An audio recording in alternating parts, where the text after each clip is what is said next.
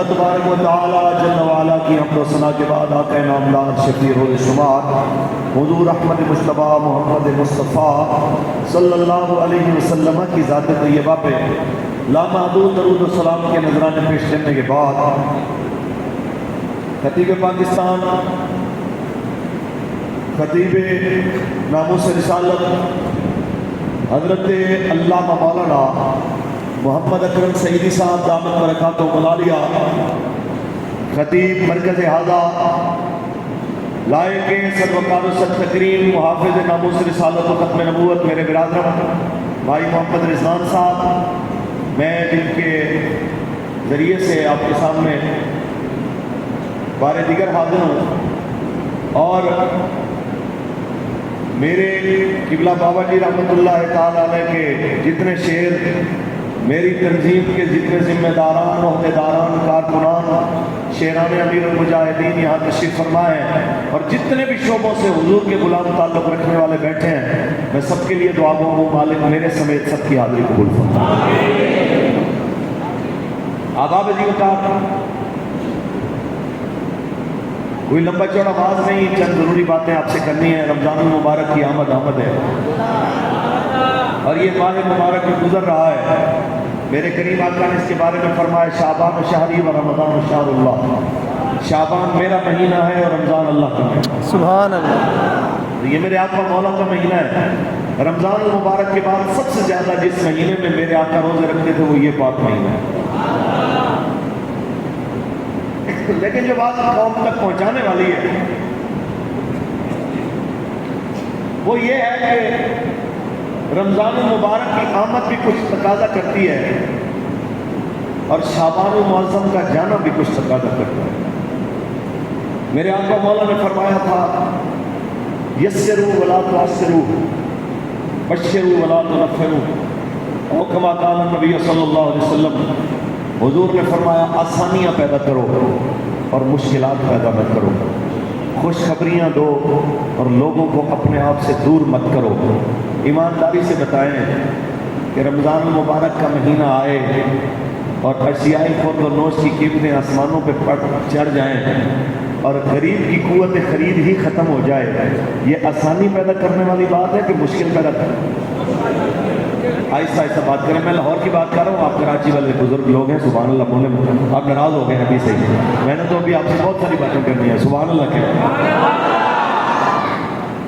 بھائی آپ اچھے لوگ ہیں۔ سب سے بڑی بات جتنے آپ اچھے ہیں اس طرح آپ لوگوں سے ٹیکس کلیکٹ کر کے لوگوں تک صحیح معنی میں پہنچانے والے لوگ اگر واقعتاً صحیح ہو جائیں تو میرے پاکستان میں کوئی بندہ مرے نہ بھوکا، کوئی خودکشی نہ کرے، کوئی کسی گھر کے اندر فاقہ کشی نہ ہو۔ یہ ساری چیزیں آپ سننے میں مولوی کی زبان سے بھی اچھی لگتی ہیں، اینکر کی زبان سے بھی اچھی لگتی ہیں، اور صحافی بولے تو بھی اچھی لگتی ہیں، لیکن سوال یہ ہے اس کے اوپر عمل ہوگا کیسے؟ کہ مولوی صاحب عمل درآمد کیسے ہوگا؟ عمل درآمد کا ایک ہی طریقہ ہے کہ وہ دین لایا جائے جو دین رسول اللہ ہمیں دے کے گئے ہیں۔ عمل کا وہی طریقہ ہے، اس دین کو لایا جائے جو دین میرے آقا مولا ہزاروں مشقتوں کے بعد ہمیں عطا کر کے گئے۔ بالکل ہم کہتے ہیں ہم سے مسئلہ ہے نا، آپ کو لبیک والوں سے مسئلہ ہے، آپ ہمیں لانا ہے، ہم آپ کے پیچھے کھڑے ہوتے ہیں، آپ رسول اللہ کا دین نافذ کریں، ہم آپ کے ساتھ کھڑے ہوتے ہیں۔ یہی بات ہم نے خان صاحب سے بھی کی تھی کہ خان صاحب ہمیں اس سے غرض نہیں کہ ہم نے تخت پہ آنا ہے، ہمیں اس سے غرض ہے کہ نبی علیہ السلام کا دین تخت پہ آئے گا۔ تو ان کو ہماری بات نہیں سمجھ آئی، کہتے ہیں جو وقت کا تھپڑ سمجھاتا ہے وہ سکول کا ٹیچر نہیں سمجھا سکتا۔ آج وہ چیز سمجھ میں آئی، لیکن وہ کہتے ہیں کہ میرے قتل کے بعد اس میں جفا سے توبہ، ہائے رسول پشیماں کا پشیماں ہونا، اس ٹائم پچھتائے تو کیا فائدہ۔ آج ہم انہیں بھی مومنانہ نصیحت کرتے ہیں جن کو اللہ تعالیٰ نے اقتدار دیا ہے کہ خدا کا واسطہ ہے اتنا یاد رکھنا کہ سدا بادشاہی میرے رب کی۔ सदा हुकूमत उसी की है। आप हुजूर की उम्मत के लिए कुछ आसानियाँ पैदा करें। आए मैं बताता हूँ कि हमारे आका अपनी उम्मत के लिए क्या चाहते हैं। मोहब्बत से सुभान अल्लाह कहें, कुरान पढ़ें। अल्लामा साहब खुद बहुत बड़े खतीब हैं, मुझे इनके सामने बात करते हुए झिझक भी होती है। मेरे बड़े भाई हैं, हमारे बुजुर्ग आलिम दीन हैं, इनकी शफ़क़तें हैं कि हमें अपनी मोहब्बतों से नवाजते हैं। तो मैं सिर्फ इसी वजह से यहाँ पे खड़ा होकर बात कर रहा हूँ कि गो के इल्मी लिहाज से, तक़वा तहारत के लिहाज से मैं बिल्कुल कमज़ोर और आजिज़ सा इंसान हूँ। यहाँ मुझसे 1000 गुना बेहतर लोग मुझे नीचे बैठ के सुन रहे हैं, और सिर्फ इसी वजह से सुन रहे हैं कि बाबा जी फरमाया करते थे, ये कौम इज्जत हमें देती इसलिए है कि कहते हैं कोई यार दी गल सुना मुल्ला, ना लम्बे पैंडे पा मुल्ला, ना इल्मा विच फसा मुल्ला, बस यार दी गल सुना मुल्ला। सुभान अल्लाह। बस हुजूर की बात करते हैं। सुभान अल्लाह। खालिक के कायनात ने इरशाद फरमाया, मा आताकुमुर रसूल, मा आताकुमुर रसूल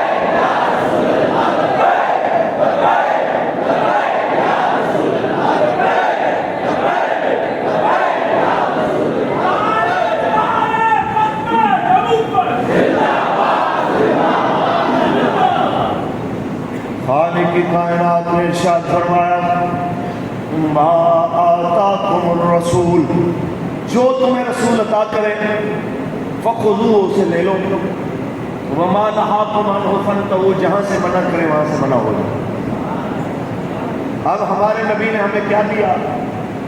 हमारे नबी ने हमें हलाल तरीक़े तिजारत दिया, और हमें मना किससे किया?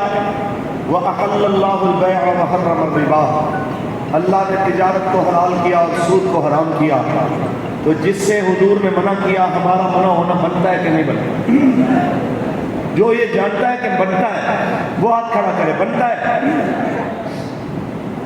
तो मैं यही सवाल करता हूं कि क्या हमारी मईशत 8% सूद से बढ़ के जब 20% सूद पे पहुंचेगी तो क्या मईशत की बेहतरी के कोई आसार हो सकते हैं? रब रसूल से जंग तेज कर दे बंदा, गोला बारूद और बढ़ा दे, और फिर कहे कि हालात बेहतर हो जाए, तो हालात बेहतर नहीं होंगे। हालात तब बेहतर होंगे जब मोहम्मद अरबी का दीन आएगा। खालिक कायनात ने इरशाद फरमाया, लक़द कान लकुम फी रसूलिल्लाहि उस्वतुन हसनह, तुम्हारे लिए बेहतरीन नमूना रसूलुल्लाह की जिंदगी में आई है। मेरा रब फरमा रहा है, और मेरे मुस्तफा का तरीका क्या है? मेरे करीम नबी ने फरमाया, कसम खाने से माल बिक जाता है लेकिन बरकतें खत्म हो जाती हैं। मेरा नबी तो ताजिर को ये बता के गया है कि ईमानदार ताजिर क़यामत के दिन नबियों के साथ उठाया जाएगा। मेरा नबी तो ये बता के गया है कि ताजिर और पावरफुल बंदे, लोगों की जरूरतों को पूरा करने वाले, दुनिया और आखिरत में अल्लाह ताला के इनाम के हकदार होते हैं। मुझे वो हदीस याद आई जब जो 180 हदीस लेने के लिए मुहद्दिस पहुंचे बड़ी दूर से, सफर करके कई महीनों का। एक मुहद्दिस के पास जब सलाम किया, उन्हें जाके वो एक कुत्ते को रोटी डाल रहे हो। ऐसे में इन्होंने सलाम किया, सलाम करने के बाद देखा, उन्होंने जवाब दे के वो उसी तरह कुत्ते को रोटी डाले जा रहे हो। फिर कहने लगे, मेहमान जी आप बैठे, मैं आता हूँ। वो फिर उसे रोटी खिला रहे हैं, फिर पानी पिलाया। जब वहां से फारिग होके आए तो अपने मेहमान से कहने लगे, आपने दिल में सोचा तो होगा कि कुत्ते में मशगूल रहे, मेरी इज्जत नहीं की जैसे करनी चाहिए थी। तो कहने लगे, हाँ जी मेरे दिल में ख्याल तो आया। कहने लगे, आइए मैं आपको हुजूर की हदीस सुनाता हूँ,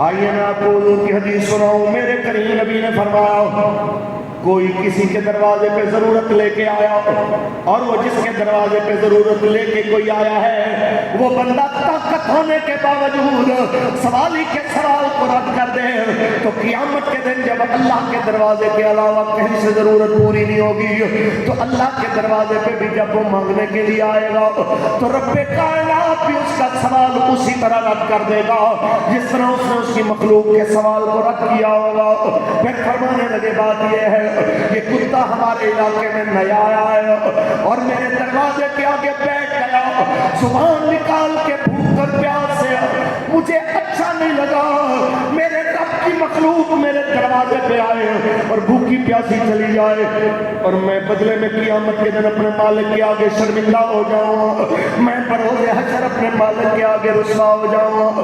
اس لیے میں نے اس کو کھانا کھلایا، پانی پلایا، پھر اس کو روانہ کیا۔ وہ محدث جو حدیث سننے آئے تھے اٹھ کے کھڑے ہوئے کہنے لگے اللہ آپ کو جزا دے، میری باقی زندگی کے لیے یہ ایک حدیث ہی کافی۔ آپ مجھے ایمانداری سے بتائیں آج آپ کے اشاروں کا مجھے پتہ نہیں یہاں پہ اشاروں پہ کیا ہوتا ہے، لیکن میں لاہور کے اشاروں کا آپ کو بتا رہا ہوں کہ ہر اشارے پہ درجنوں بچے، درجنوں بوڑھے، درجنوں بیٹیاں لوگوں کی گاڑیوں کو کپڑا مارتے ہیں، بھیک مانگنے والے ہیں اور اس میں ضرورت مند بھی ہیں، اس میں پروفیشنل بھی ہیں، سارے ہیں۔ لیکن مجھے اچھی طرح یاد ہے کہ بلا بابا جی رحمۃ اللہ تعالیٰ علیہ آپ تشریف لا رہے تھے، ایسے ہی کسی نے آ کے نا وہ سبز چولا پہنا ہوا تھا اور آ کے اس نے سوال کیا جی اللہ کے نام ہوتے کچھ دے دو، تو حضرت نے جیب سے 500 روپیہ نکالا تو وہ دے دیا۔ تو وہ ساتھ بیٹھے کسی نے کہا حضرت جی یہ مستحق نہیں ہے، تو آپ نے ایسے ہی اس کو 500 دے دیا تو آپ بادشاہ بننے ہیں، بندہ مستحق دیکھ لیتا ہے۔ حضرت نے بہت بڑی بات کی، فرمایا جس گاڑی پہ آپ اور میں بیٹھے ہیں ہم اس کے مستحق ہیں۔ یہ بھی تو اس کا فضل ہے نا کہ اس نے اپنے کرم سے ہمیں یہاں بٹھایا ہے۔ ہم سے بہتر لوگ پیدل چل رہے ہیں، کپڑے نہیں ہیں پہننے کے، پاؤں میں پہننے کی جوتی نہیں ہے۔ اگر رب نے ہم پہ اپنا فضل کیا ہے نا تو ہمیں بھی بس اس معاملے میں یہ تحقیقیں نہیں کرنی چاہیے کہ کون مستحق ہے اور کون نہیں ہے، یہ رب جانے اور اس کی مخلوق جانے۔ آپ کو اللہ نے توفیق دی ہے نا، جتنی استطاعت اللہ نے آپ کو دی ہے آپ اس کی مخلوق کی خدمت کریں، اللہ تعالیٰ خود آپ کو نواز دے۔ اونچی بول رہے ہیں۔ میں یہ بات اس لیے آپ سے کر رہا ہوں کہ بحیثیت مسلمان جو ہمارا کردار ہونا چاہیے وہ ہے نہیں، اور وہ تیزی سے ختم ہوتا جا رہا ہے، جبکہ مومن کا معنی ہی یہی ہے کہ امن والا اور جو اس کے پاس آئے وہ بھی امن میں آ جائے، پریشان آیا ہے تو اس کو امن دے دے، سب سے بڑی بات۔ اور مومن کچھ نہ کہہ سکے تو میرے آقا نے فرمایا میٹھی بات کہنا بھی صدقہ ہے۔ آپ کے پاس کوئی بندہ آ کے کہتا ہے میں بہت پریشان ہوں یار، میں تو مرنے لگا ہوں، میرے حالات بہت خراب ہو گئے ہیں، آپ اس کے کندھے پہ ہاتھ رکھ کے صرف اتنا کہہ دیتے ہیں نہیں یار اللہ خیر کرے گا، کوئی مسئلہ نہیں، پریشان نہ ہو، اس سے بڑی بڑی مصیبتیں آتی ہیں چلی جاتی ہیں۔ آپ یقین مانیں کہ کوئی بندہ کندھے پہ ہاتھ رکھ کے جب یہ کہتا ہے نا کہ اللہ خیر کرے گا، پریشان کیوں ہے، اس ایک لفظ سے بھی بندے کی کافی ساری پریشانی ختم ہو جاتی ہے۔ لیکن بندہ ایک ہی لفظ معاف کرو جی، معاف کرو جی، معاف کرو جی، پتہ تو تب چلے گا نا اللہ تعالیٰ کبھی آپ کو ہمیں اس وقت میں نہ لائے۔ آپ یقین مانیے میں جب جیل میں تھا تو جیلر نے بڑی ایک اچھی بات کی، ایک وہ قیدی تھا وہ بار بار سگریٹ مانگتا تھا، تو اس نے اس کو کہا کہ تمہیں شرم نہیں آتی کہ تم یہ مانگتے ہو؟ پتہ ہے کہ بندہ زندگی میں 2 دفعہ منہ ٹیڑھا کرتا ہے، ایک وہ پنجابی میں اس نے بولا، اس نے کہا جی ایک منگن ویلے ایک مرن ویلے، کہ ایک مانگتے ہوئے اور ایک مرتے ہوئے 2 دفعہ منہ ٹیڑھا کرتا ہے، تو تمہیں مانگتے ہوئے شرم نہیں آتی؟ دوسرے لفظوں میں میں یہ کہوں کہ جو بلا وجہ مانگتا ہے تو وہ سمجھ لے کہ وہ اپنے آپ کو مار لیتا ہے، اور جو اگر مجبوراً مانگتا ہے تو بھی وہ بیچارہ اپنے اندر کا جو اس کی خودداری والا معاملہ ہے وہ بیچارہ سمجھ لے کہ اس کو ذبح کر کے پھر ہی سوال کرتا ہے۔ آپ کی ذمہ داری ہے جب کوئی آپ سے سوال کرے تو آپ اس کے ساتھ وہ حسن سلوک ضرور کریں جو رسول اللہ کا دین جس کا تقاضا کرتا ہے۔ خیر یہ تو ہو گئی باتیں، لیکن یہ ہوگا کیسے؟ یہ ہوگا تب جب پاکستان کے تخت پہ رسول اللہ کا دین آ جائے۔ وہ کیسے آئے گا؟ ہمیں ایک بندہ نصیحت کرنے آ گیا کہ حضرت صاحب تسی کیڑے ووٹاں دے چکر وچ پئے ہو، چپ کر کے بندوق چکو، تسی طالبان دی طرح تے جناب نظام بدلو تے اینج کر دیو تے فلاں کر دیو۔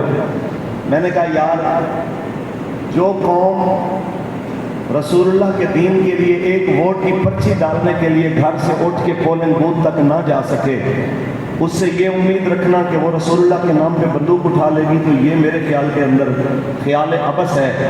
اور میرے خیال میں اللہ کے گھر میں کھڑا ہوں، یہ نوبتانی نہیں ہے۔ پاکستان کے اندر جس دن میرے پاکستانیوں نے یہ سمجھ لیا، حضور کے غلاموں نے یہ سمجھ لیا کہ ہماری بقا اسی رستے میں ہے جو حسنین کے نانا جان ہمیں بتا کے گئے ہیں، اللہ کی قسم ہے آپ کو ہتھیار اٹھانے کی ضرورت نہیں آئے گی۔ خیبر سے کراچی محمد عربی کا دین ویسے نہ ہوگا، پکی بات ہے۔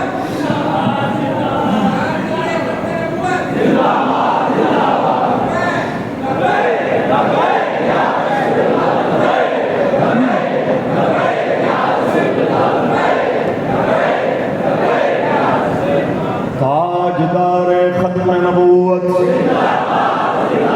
ایک ذمہ داری آپ کی ہے، جب آپ کو رسول اللہ کے نام پہ بلایا جائے آپ اسی طرح آئیں جس طرح میرے کریم آقا کے صحابہ بدر کے لیے آئے، احد کے لیے آئے، خندق کے لیے آئے، حنین کے لیے آئے، فتح مکہ کے لیے آئے، سب کچھ لے کے آئے، صدیق اکبر سارا مال لے کے آئے، حضرت عمر آدھا مال لے کے آئے، حضرت عثمان 1000 اونٹوں کی قطار لے کے آئے، اور جناب اعلیٰ سے لمحات میں ایک خاتون بھی آئی ہے جو اپنا بچہ لے کے آئی ہے، اسے لے جائیے نا، جس صحابی کے ہاتھ میں ڈھال نہ ہو میرا بیٹا پکڑا دیجئے گا، یہ میرا دودھ پیتا بچہ، جب تیر آئے تو اسے سامنے کر دیجئے گا، کوئی 1-2 تیر تو اپنے بدن پہ سہ ہی جائے گا، بروز حشر میں یہ کہنے والی بن جاؤں گی یا اللہ جب تیرے نبی کے دین کو ضرورت پڑی تھی میں نے اپنی اولاد بھی رسول اللہ کے نام پہ قربان کر کے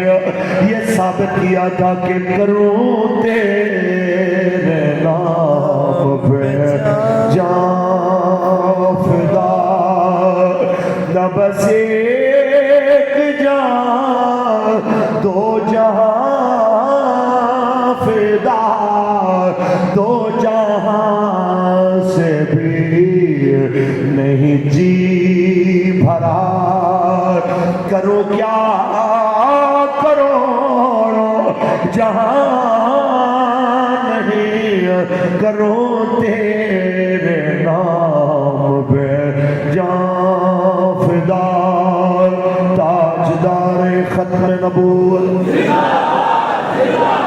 کوئی ہے سوال کرنے والا؟ آج ایک ووٹ کی پرچی پہ تردد کا شکار ہے قوم، میرے مصطفیٰ کے دین کے لیے، رسول اللہ کی عزت کے لیے صحابہ نے اپنے ٹکڑے کرا لیے۔ حضرت مصعب بن عمیر جیسا فیشنیبل نوجوان اپنے فیشن چھوڑ گیا، صبح شام جوڑے بدلتا تھا، وہ طریقہ چھوڑ گیا، حضرمی مہنگا جوتا پہنتا، ننگے پاؤں چل گیا، جب دنیا میں جہاد کرتے کرتے احد میں اپنی جان دیتا ہے تو اس وقت کفن بھی دینے کے لیے خاندان والے نہیں آتے، کفن بھی رسول اللہ کے چچا جناب امیر حمزہ کی کفن کی 2 چادروں میں سے ایک چادر انہیں دی جاتی ہے۔ حضرت مصعب بن عمیر بھی ہوں گے، قیامت کے دن آپ بھی ہوں گے، میں بھی ہوں گا، بتائیے کیا جواب دیں گے ہم جب دین کو ضرورت پڑی تھی، ہم برادری اعظم میں گھر گئے تھے، ہم صوبائیت میں آ گئے تھے، ہم لسانیت میں کھڑے ہو گئے تھے، ہم قوم پرستی پہ کھڑے ہو گئے تھے، کوئی ہے آپ سے پوچھنے والا کہ حبشے سے چل کے آنے والا بلال کعبے کی چھت پہ کھڑا ہوتا ہے اور روم سے چل کے آنے والے صہیب رومی رسول اللہ کے قرب میں بیٹھے ہوتے ہیں، فارس سے چل کے آنے والا سلمان حضور کی اہل بیت میں شامل ہو جاتا ہے، اور میرے کریم کا سگا چاچا ابو لہب ہمیشہ کے لیے دور کر دیا جاتا ہے۔ وجہ کیا ہے؟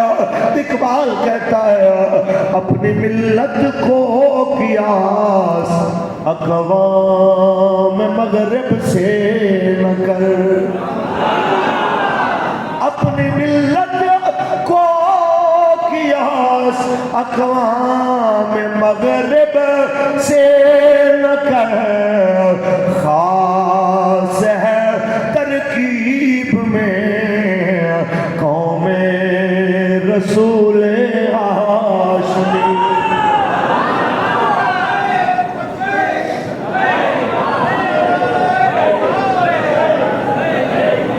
خاص ہے ترکیب میں قوم رسول ہاشمی۔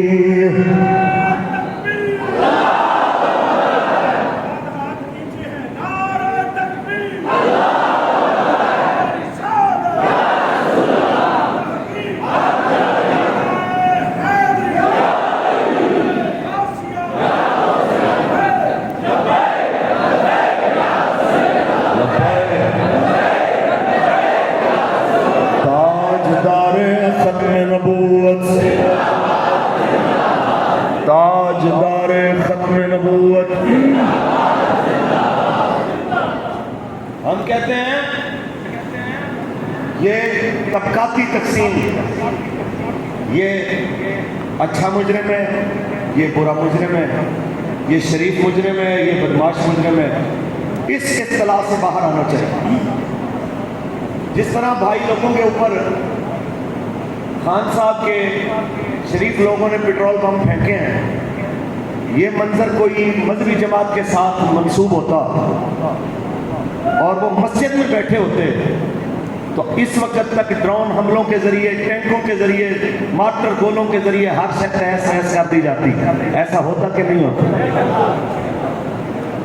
یہ منظر ہوتا بلوچستان میں تو پھر جناب آپ کو پتہ چلتا کہ پورا علاقہ جناب اعلیٰ ہو کا عالم ہے، ویران کر دیا جاتا ہے۔ لیکن لاڈلے پھر بھی لاڈلے انہیں کیا پیر مریدہ نے سہتے رہتے پاہمیں جھوٹے ہوں یا سچے، وہ چاہے جتنا مرضی بدماش ہو گیا لیکن کسی دور میں تو پیارا رہا ہے نا۔ تو آج بھی محبتیں اسی طرح بانٹی جا رہی ہیں۔ میں پاکستان کی عدلیہ سے لے کے پاکستان کے مامے چاچے کہلانے والوں کو کہنا چاہتا ہوں، اس ملک کو اگر آپ ٹھیک کرنا چاہتے ہیں، اس ملک کے امیر سے لے کے غریب تک قانون ایک جیسا کر لیں، اللہ کی قسم حالات ایک دن میں ٹھیک ہو جائیں۔ یہ کس دن ٹھیک ہوں گے؟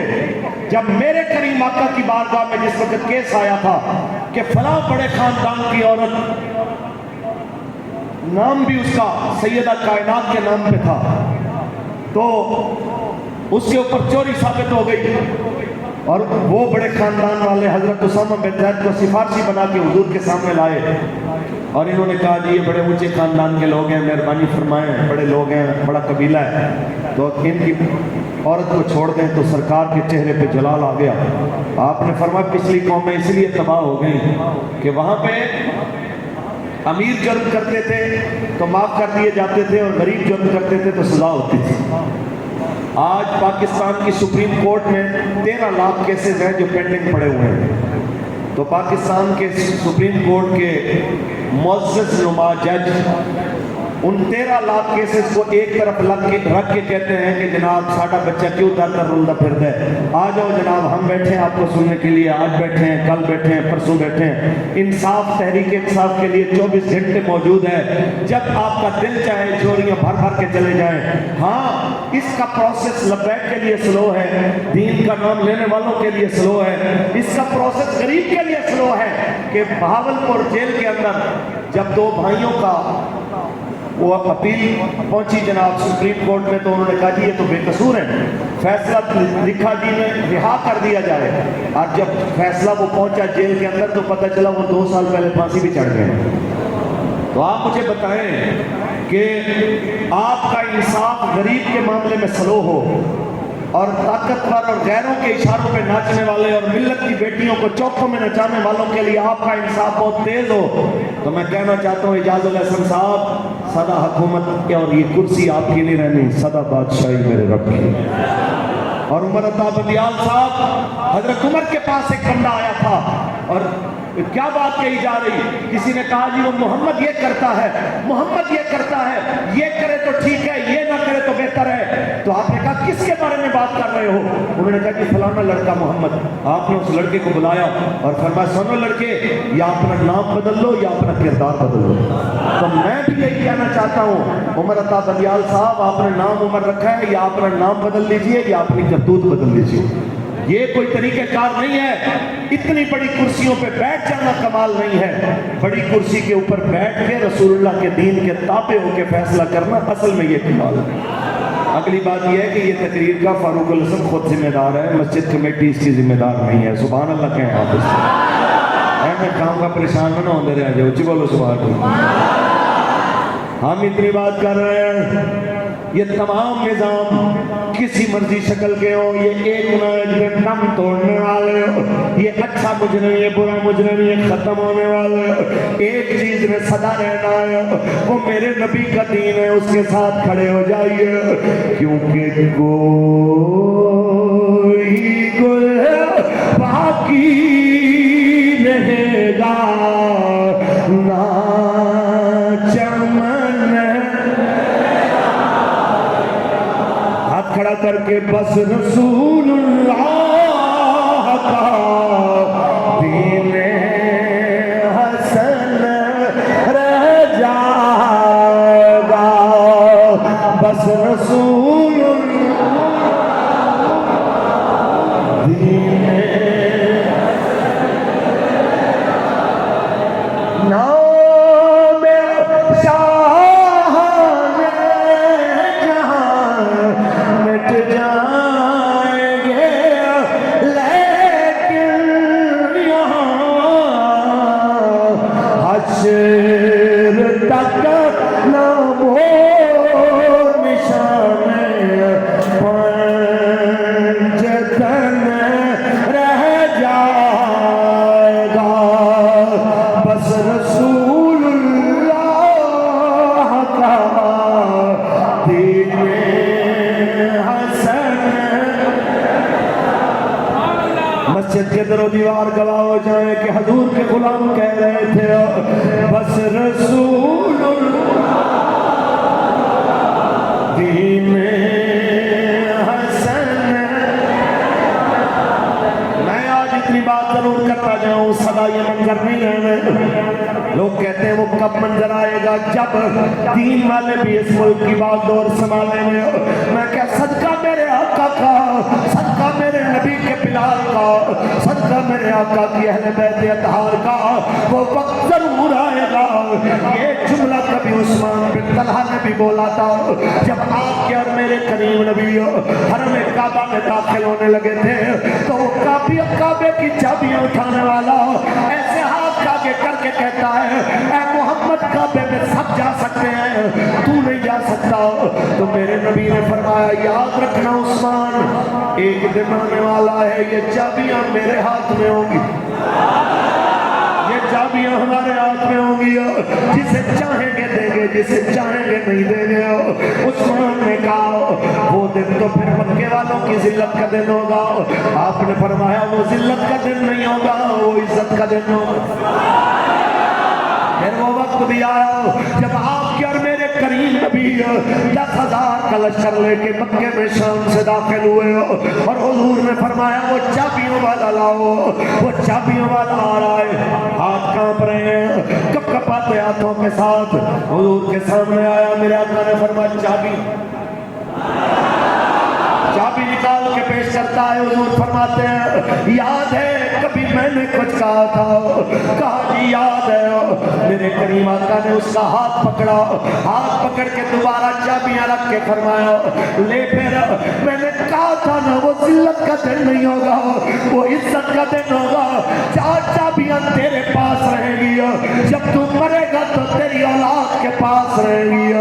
ایسے تو نہیں اعلیٰ حضرت بولے کون دیتا ہے دینے کو منہ، کون دیتا ہے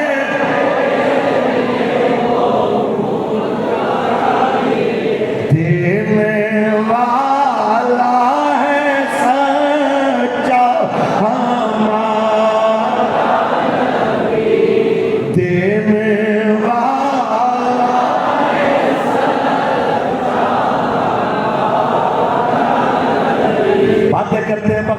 गई, उधर बगावत, उधर बगावत, उधर बगावत। बगावत हो गई है तो बगावत खत्म करने का तरीका सिर्फ बंदूकें तो नहीं होती हैं, सिर्फ तलवारें तो नहीं होती हैं, कुछ और भी तो सीखो। सिर्फ नबी से तुमने नमाज ही सीखी है, सिर्फ नबी से कलमा ही सीखा है, या और भी रसूलुल्लाह ने तुम्हें सिखाया है कि जब मक्का फतह हुआ तो हजूर ने फरमाया मेरे साथ सबसे ज्यादा दुश्मनी करने वाले अबू सुफियान के घर में जो दाखिल हो जाएगा वो भी अमन में आ जाएगा, जो काबे में दाखिल हो जाएगा वो भी अमन में आ जाएगा, जो अपना दरवाजा बंद कर लेगा वो भी अमन में आ जाएगा। फिर बताओ इससे आगे जब लोगों ने चौक दर चौक कलमा पढ़ना शुरू किया तो अब मेरे आका ये चाहते थे ये कलमा इनके अंदर उतर जाए, इनके अंदर से बगावत और हसद निकल जाए। फिर ये हुआ कि हुनैन का मार्का हुआ, बड़ा माल गनीमत आया, हजारों हजारों बकरियां, हजारों ऊंट, हजारों गाय, और जब सरकार ने जनाब तकसीम किया, हैरत की बात है मक्के वालों को सारा कुछ दे दिया, मदीने वालों को एक बकरी का बच्चा भी नहीं दिया। मक्के वालों को 100 बकरी, 50 ऊंट दे दिए, 50 गाय दे दिया, बहुत बहुत सामान दे दिया। तो मक्के के नौजवानों में से किसी ने कह दिया ये रिश्तेदार थे ना हजूर के, इसलिए हजूर ने इनको दे दिया, हुजूर ने हमें कुछ नहीं दिया। जब ये बात मेरे नबी के कानों तक पहुंची, हजूर ने अहले मदीना को इकट्ठा किया और फरमाया तुम कहते हो कि हजूर ने रिश्तेदारों को माल दे दिया, तुम्हारी हैसियत क्या है, तुम्हारी औकात ही क्या थी, तुम मेरे सामने बात करते हो, तुम जहन्नम के गड्ढे में जाने वाले थे, मेरे जरिए तुम्हें अल्लाह ने जन्नत दिया, तुम जाहिल थे, मेरे जरिए अल्लाह ने तुम्हें इल्म दिया, तुम कुछ नहीं थे, मेरे जरिए अल्लाह ने तुम्हें इज्जत दी। जब ये बात की तो अंसार के बाबे, अंसार के बूढ़े खड़े हुए हाथ बांध के कहते हैं या रसूल अल्लाह ये किसी नौजवान ने बात कर दी, आप नाराज ना हो, हम भी आपके, हमारा बच्चा हुआ घर का माल भी आपका, या रसूल अल्लाह हम आपके हर फैसले पे राजी। जब हजूर ने देखा कि इनमें बगावत नहीं है, ये सिर्फ और सिर्फ जनाब किसी जवान में बात की, तो मेरे नबी ने कैसे दिल जोड़े। हजूर ने फरमाया सुनो तुम ये जवाब तुमने दिया, तुम इससे अलग भी एक जवाब दे सकते थे। मेरे आका हम क्या जवाब दें, इससे अलग हम क्या जवाब दे सकते थे। हजूर ने फरमाया जैसे मैंने कहा तुम क्या थे और मेरे जरिए अल्लाह ने तुम्हें दीन दिया, इस्लाम दिया, मेरे जरिए कुरान दिया, तुम भी उनके खड़े होके कह सकते थे ऐ मोहम्मद तुम्हारे रिश्तेदारों ने तुम्हें घर से निकाला, हमने अपने घर में आपको जगह दी, आपके अपने आप की जान के दुश्मन बने, हमने जाने कुर्बान करके आपकी हिफाजत की।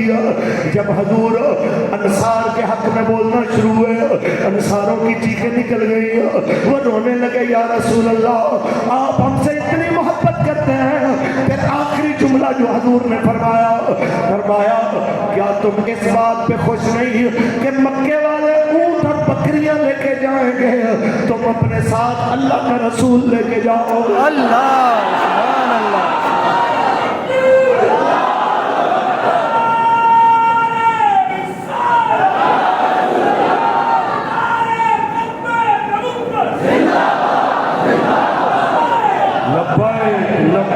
या रसूल, ये दोनों हाथ उठा के नारा लगाएं, रसूलुल्लाह का नारा है लब्बैक लब्बैक रसूलुल्लाह लब्बैक, ताजदार खत्म नबूवत। हुजूर ने फरमाया अगर तुम कहो तो वो सारा माल तुम्हें ले देता हूँ, मैं मक्के चला जाता हूँ, और अगर कहो तो माल इनको ले जाने दो, मैं तुम्हारे साथ चलता हूँ। तो अंसार कहने लगे या रसूलल्लाह मक्का तो आबाद रहेगा, वहाँ रब का घर भी है, खाना काबा भी है, जमजम भी है, वहाँ सफा मरवा भी है, हमारे मदीने में आपके बगैर कौन है, हमारे मदीने में आप नहीं रहेंगे तो कौन आएगा। तो मैं बस इतनी बात कहना चाहता हूँ कि ये जितने धमकियाँ लगाते हैं कभी बलोचों को, कभी जनाब आला गरीब पाकिस्तानियों को, तो धमकियां लगाने की बजाय अगर आप दिल जोड़ने वाली बातें करो तो मुल्क में कोई आपके खिलाफ बात न करे और मुल्क में अमन ही अमन है। اس کا اگلا ایک طریقہ کار یہ بھی ہے کہ جیسا ایک عام بندے کا گزر بسر ہو رہا ہے، وقت کے حکمران بھی اپنا گزر بسر ویسا کر لیں تو خودکشیاں ختم ہو جائیں۔ اس سے اگلا بھی ایک طریقہ کار ہے کہ میڈیا، بڑے بڑے ولاس، بڑی بڑی جناب اعلیٰ گاڑیاں، بڑے بڑے ہوٹل اور مسالے اور اعلیٰ قسم کی جناب کھانا ڈشیں، یہ مشہوریوں میں دکھانے کی بجائے کفایت شعاری اور جناب غریبوں کی پہنچ تک جو چیزیں موجود ہیں ان کی اہمیت اور افادیت، دال سبزی کے فضائل بیان کریں تو کم از کم اس طرح خودکشیاں نہ ہوں جو خودکشیاں ہو رہی ہیں۔ مہنگے مہنگے ڈیزائن، مہنگے مہنگے برانڈ، اور جناب اوپر ساتھ میں لکھ دینا کہ صرف 6,999۔ تو کوئی یہ اس سے پوچھے کہ تیرے نزدیک یہ صرف 6,000 ہے، اس سے پوچھو جو روزانہ 600 روپے دہاڑی کما کے آتا ہے، وہ بھی کبھی لگتی ہے کبھی نہیں لگتی، اس کے لیے 6,000 کتنی ویلیویبل ہے۔ یہ تب باتیں پتہ چلتی ہیں جب اپنے اوپر بات آتی ہے۔ میں یہی آپ سے گزارش کروں گا، یہ کب بہتر ہوگا، یہ ہوگا کیسے؟ یہ ہوگا تب، یہ جو چھوٹے بچے ہمارے آئے ہیں، آپ ان کی ابھی سے تربیت شروع کریں، آپ ان کو ابھی سے جناب حلال کھانے کی ترغیب دیں اور حرام سے بچنے کی ترغیب دیں کہ صدقات تقسیم ہو رہے۔ حضرت امام حسن پاک نے کھجور مبارک اپنے منہ میں ڈالی، یہ بھی میرا ایمان ہے کہ حضرت امام حسن نے بھی دانستہ کھجور اپنے منہ مبارک میں ڈالی تھی تاکہ رسول اللہ کی امت کے لیے سبق کا ذریعہ بن جائے۔ تو وہ مبارک منہ میں جس وقت کھجور ڈالی تو سرکار نے اپنی مبارک انگلی ان کے منہ میں داخل کر کے فرمایا کخن حسن اس کو نکال دو، تمہیں پتہ ہے ہم سید ہیں اور سید کے اوپر صدقہ حرام ہے۔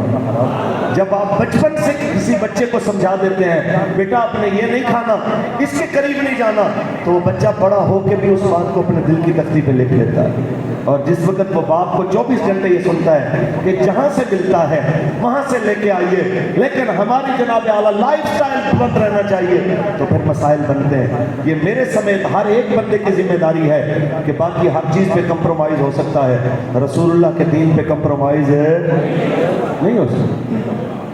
ہماری یہی گزارش ہے، آپ سارے کھل کے تحریک لبیک یا رسول اللہ کا ساتھ دیجیے، چاہے آپ مہاجر ہیں، چاہے آپ سندھی ہیں، پٹھان ہیں، سرائکی ہیں، پنجابی ہیں، کوئی بھی ہیں، ہمارا ایک ہی رشتہ ہے جس نے ہمیں یہاں پہ بھی قبر و حشر میں بھی ساتھ رکھنا ہے۔ تیرا میرا رشتہ کیا، پاکستان کا مطلب کیا، دستور ریاست کیا ہوگا۔ لہذا مہاجرین کی تو زیادہ ذمہ داری بنتی ہے کہ آپ لوگوں نے اپنے ہنستے بستے گھر رسول اللہ کے نام پہ بننے والے ملک کے لیے چھوڑے ہیں۔ آپ کی تو زیادہ ذمہ داری بنتی ہے یارا کہ آپ یہ اگر صرف سڑکوں نالیوں کا ہی مسئلہ تھا تو یہ سارا کچھ تو انڈیا میں بھی اویلیبل تھا، اسے آج زیادہ بہتر حالت میں وہاں پہ سڑکیں اور سارے معاملات ہیں، لیکن آپ کے بزرگ اس لیے یہاں پہ آئے تھے کہ بٹ کے رہے گا ہندوستان، بن کے رہے گا پاکستان، کیونکہ پاکستان کا مطلب کیا، دستور ریاست کیا ہوگا۔ تو اس دستور ریاست محمد رسول اللہ کے لیے ہمیں آپ کی سپورٹ چاہیے کہ جب تحریک لبیک یا رسول اللہ آپ کو پکارے آپ نے سپورٹ بھی دینی ہے، آپ نے رسول اللہ کے نام پہ ووٹ بھی دینا ہے انشاءاللہ۔ ہاتھ کھڑا کر کے بولے انشاءاللہ۔ تاجدار ختم نبوت، تاجدار ختم نبوت۔ باقی مسجد کی تفصیلات تو آپ کو حضرت بتائیں گے، مجھے چونکہ فنڈنگ کا تجربہ نہیں ہے، میں بس ایک حدیث شریف سناؤں گا آپ کو اور پھر باقی بات تفصیل سے علامہ صاحب آپ سے کریں گے کہ حضرت تمیم داری آپ ملک شام گئے تو وہاں سے 2 فانوس خرید کے لے آئے۔ اس سے پہلے مسجد نبی شریف میں کھجوروں کے جو ہیں جسے پنجابی میں مڈ کہتے ہیں، آپ پتہ نہیں کیا کہتے ہیں، تو وہ جلائے جاتے تھے، اس سے دھواں ہوتا تھا، تھوڑی بہت روشنی لیکن دھواں زیادہ ہوتا تھا، تو وہاں سے وہ فانوس لالٹین ٹائپ کوئی چیز خرید کے لائے۔ تو جب سرکار مسجد میں تشریف لائے، ایک کونے میں لگا ہوا، ایک دوسرے کونے میں اور روشنی ہو رہی، تو حضور نے ایسے دعا فرمائی، یا اللہ جس نے ہماری مسجد کو روشن کیا تو اس کی قبر کو روشن فرما۔ سبحان اللہ۔ لہذا گزارش یہ ہے کہ آپ سب کی ذمہ داری ہے کہ جب بھی آپ کو دینی معاملات میں آپ سے معاملت طلب کی جائے آپ بڑھ چڑھ کے اپنے حساب سے تعاون کیا کریں۔ یہ آپ کو سمجھانے کی ضرورت نہیں ہے، آپ سارے سمجھدار ہیں۔ اور یہ بات کر کے میں تقریر کو ختم کرتا ہوں सुभान अल्लाह। और ये सारा इतना तो जो कुछ भी बना है ये अल्लाह ताला के फजल करम से पहले और बाद में ज़रिया जो है ना सरकार के सदक़े में आप लोगों की मोहब्बतें ही हुई हैं। अल्लाह ताला इस काम को अजर अता फरमाए। इसी बात के साथ तकरीर मेरी ख़त्म है कि हमारे बाबा जी रहमतुल्लाह ताला अलैह एक बात फरमाया करते थे कि मर तो जाना है, क्यों ना रसूलुल्लाह के नाम लग के बंदा मरे। मर तो जाना है, क्यों ना हुजूर की इज्जत पे पहरा देते हुए बंदा दुनिया से जाए। यहाँ पे कितने बंदे मरे इज्जत इमरान के लिए, इज्जत नवाज शहबाज, इज्जत जरदारी के लिए, इज्जत जनाब आला ओ फौज के लिए, इज्जत एजेंसी के लिए। लेकिन ईमानदारी से बताओ क्या किसी का नाम यूं जिंदा रहा है जिस तरह तरखानों के इल्मुद्दीन का नाम जिंदा रहा है? क्या इस तरह नाम किसी का जिंदा रहा है जिस तरह तांगा चलाने वाले गाजी अब्दुल क़य्यूम शहीद का नाम जिंदा रहा है? क्या इस तरह नाम जिंदा रहा है जिस तरह एक कांस्टेबल मुमताज हुसैन कादरी शहीद रहमतुल्लाह अलैह का नाम जिंदा रहा है? क्या इस तरह किसी का नाम जिंदा रहा है जिस तरह व्हील चेयर के ऊपर बैठे हुए मर्द कलंदर क़िबला अमीरुल मुजाहिदीन का नाम जिंदा रहा है? क्या आज भी हम जहाँ जाते हैं आवाज आती है आज भी मेरे बाबा जी दी? क्या बात, आज भी मेरे बाबा जी दी। ये सारी चीज़ें तब होती हैं जब आप मेरे आका मौला से बगैर किसी शक के, बगैर किसी लालच के इतनी मोहब्बत करते हैं कि या रसूलुल्लाह हर एक के साथ इख्तलाफ हो सकता है, आपकी शरीयत से कोई इख्तलाफ नहीं हो सकता।